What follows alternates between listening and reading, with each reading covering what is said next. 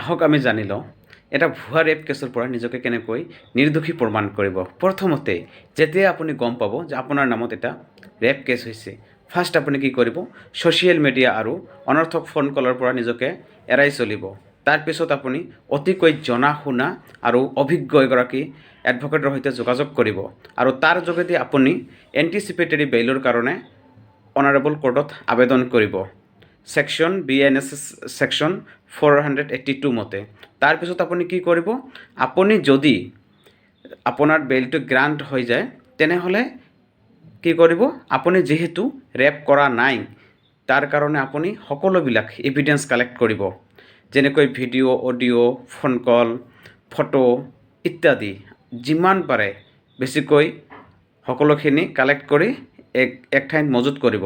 তাৰপিছত আপুনি কি কৰিব, যদি আপোনাৰ কোনো ছোৱালীৰ লগত ৰিলেশ্যন আছিলে, হয়তো তাৰ লগতে আপোনাৰ ফিজিকেল হৈ গৈছিলে আৰু তেওঁ এতিয়া আপোনাক ফচোৱাৰ কাৰণে ভুৱা ৰেপ কেছ দিছে, তেনেহ'লে আপুনি কি কৰিব, আপোনাৰ সেই ফোন কলত অডিঅ' কলত বা ভিডিঅ' কলত বা SMS-ত যদি ছোৱালীগৰাকীৰ কনচেণ্ট লৈ মানে তেওঁৰ সন্মতি লৈ যদি তাৰ লগত আপুনি ফিজিকেল ৰিলেশ্যন কৰিছে, আপুনি কেতিয়াও ৰেপ কেছত নপৰে।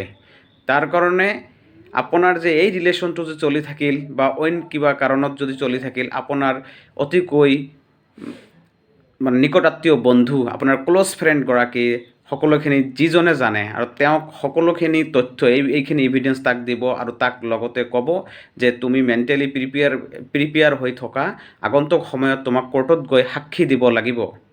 তাৰপিছত আপুনি কি কৰিব, সকলোখিনি তথ্য পাতি গোটাই লৈ যদি চাৰ্জশ্বিট ফাইল নহয় তেনেহ'লে আপুনি ডাইৰেক্ট অনাৰেবল হাইকোৰ্টলৈ যাব পাৰিব আৰ্টিকেল 226 মতে ভাৰতীয় সংবিধানৰ।